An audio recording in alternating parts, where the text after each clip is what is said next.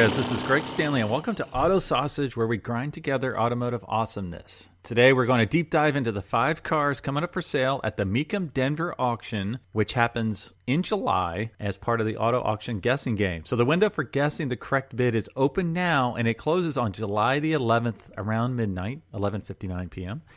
And the auction dates are July the 12th and July the 13th.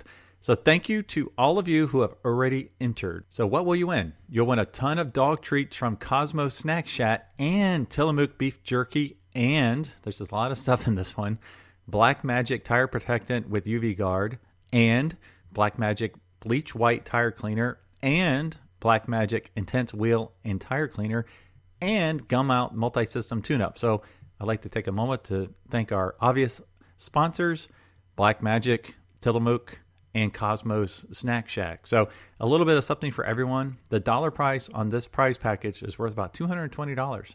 So be sure to enter your best guesses. We'll go over those cars here shortly. And as a reminder, one of our future really cool prizes is about $200 worth of Star Wars trading cards that are autographed. Now these will be up as a prize for Monterey Car Week. And I hope to have some really cool stuff happening there because there's some really cool cars coming up for auction during Monterey Car Week. So that's in August. And you can check out all future auctions at autosausage.com. A quick reminder on how this guessing game works. So I pick 5 cool cars or trucks from an upcoming auction. You go online, you enter what you think they will sell for at the auto auction tab at autosausage.com. And I line it out for you. So I have a picture of the car. I have what my estimate range would be. I have what the Haggerty value is for condition number 1, condition number 3. I have the 3-year trend. I have the specs. So you can check it all out. A link to the actual auction website if you want to see some more pictures. So everything's at autosausage.com. All you need to do is enter a few dollar amounts. You don't have to have any experience to play at all. And whoever gets the closest wins the prize. Now, they could be either higher or lower, just the closest to the total hammer price for all 5 cars. Now, if a car does not sell, I take the highest bid price. So if it didn't hit the reserve, and we actually seem to have a lot of those recently, I take the highest bid price. So congratulations to Jim K for winning the guessing game number 6, which was Mecum Portland. So he won some cool prizes, including a stainless steel tumbler, work gloves, and a uranium high-powered flashlight. That was really cool. So those are on their way to you now. So the top 5 finishers are shown on the website. So the total price bid on all cars was just under $400,000, and Jim K came within $18,480. So really great job. My trend for picking cars that did not sell is continuing, and only 2 of our 5 cars actually sold. One of the cars was pulled from the auction in its entirety. My accuracy in guessing across these 6 games actually grew a few tenths of a percent. If you look at just the cars that went up for auction, whether they sold or not, I have about an 86% accuracy rate, which is pretty good considering if a car does not sell, usually it does not sell by a lot, like just the buyers aren't in the room at that time. Now, if you just factor in the cars that sold, I'm actually at 97.8%. So I'm really pleased with that. We'll see if it continues. So a quick review on the cars that we just had in the last auction. I'll make this really quick. We had the 1967 Toyota FJ Land Cruiser. That was actually a JDM import car. I said it would sell for $47,500. It was great colors. I said it was about condition number 2. It did not sell at $37,000, so that was a big miss for me. I missed it by $10,500. I think these trucks are on a downward trend. They're still expensive, and I think the buyer's perception on what they should sell for has not quite reached reality. The next truck was a 2004 Dodge Ram SRT 10 pickup. This one was really cool because it had the V10 and a 6-speed. It had the V10 from the Viper. It only had like 6,900 miles. So this one did not sell as well. I said it would sell for about $48,500. The final bid was $32,000, so I missed this by $16,500. That one kind of hurt a little bit. I think it's just a little too early for that truck. I think that is the good money for it, or is the right money for it. It's just a little bit too early. The next one was the 1980 International Scout. This, I said, was a condition 4. Even though it was a diesel, they had a lot of options on this International that I think either you like them or you don't. It was kind of a tan color. I said it would sell for $19,800. It actually did sell for $18,700, so I got really close there. Sold as expected. Like I said before, we had one that was pulled from the auction. This was a 1973 Ford Bronco. Don't know why it was pulled, so that one was not factored in the final results. And then the 1969 Ford Mustang Boss 429 was our last one. I had to throw in a high dollar car there. This one I said would sell for $279,000. Great documentation. It was a red car. Muscle car prices are declining right now, so I thought that was a realistic price. It actually hammered for $275, so right on the money on that one. Now it's time to review our 5 cars for Mecum Denver auction guessing game number 7. The guessing window is open now, so just jump on autosausage.com and you can submit your guesses. I will post my guesses the day before the auction happens, and then I'll post the winner the following Monday. The first one is a 1998 Chevrolet Corvette Pace Car edition. Lot F83, so it goes up on Friday.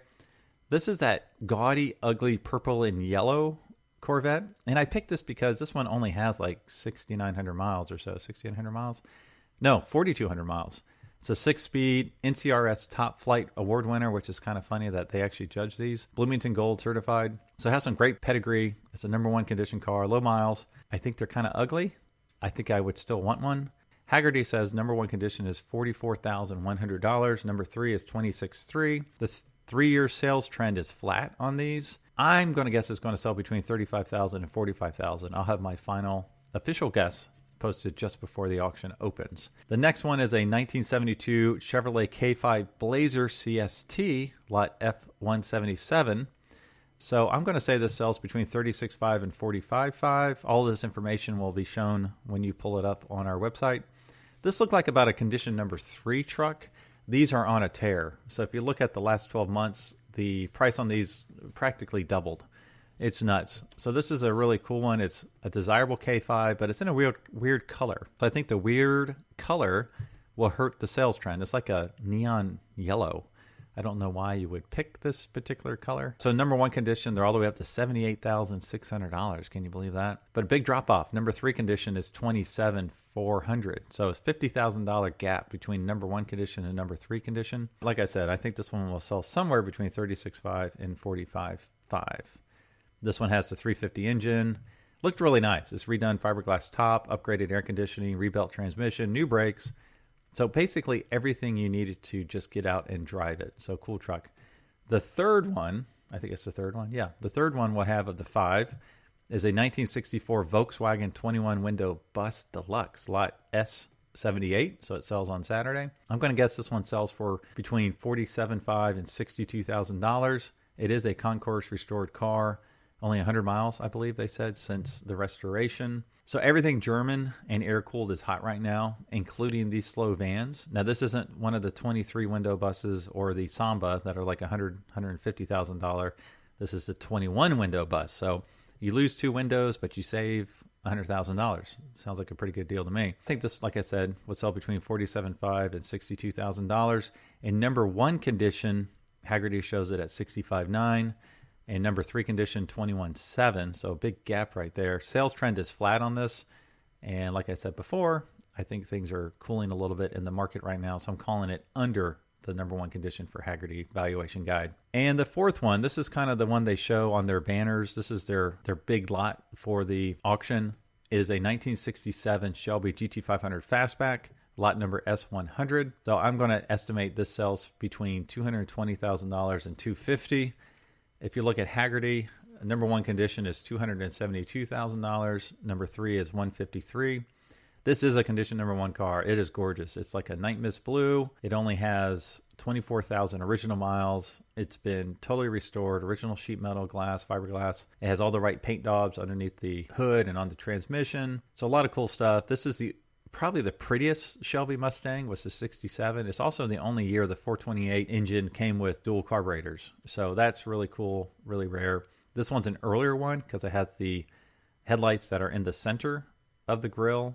That was outlawed shortly afterwards, so they went to the outside inboard lamps versus outboard. So it's an earlier car. I think muscle car prices are slowing, so that's why I did not go all the way up to $272 per Haggerty. I went between $220 and $250 for this car. Also, it's on automatic, so I think the automatic is going to hurt it a little bit. And the last one we have is a little something from Italy, a 1989 Ferrari 328 GTS, lot S133. Think of Magnum PI. These things, I always thought these things were very gorgeous cars, especially, Magnum PI growing up in the 80s and 90s. It's iconic. This is a red one, but I think these are pretty much done, at least for now. They went from $40,000 cars up to $100,000 cars about the last 5 years. If you look at the last 3 years, they're down significantly, about 17% in the last 3 years. So I think these are falling back down to what they were about 4 years ago. So I'm going to say this is going to sell between $65,000 and $88,000. Hagerty condition number 1 is $104,000. I'm going to say this is a condition 2 car.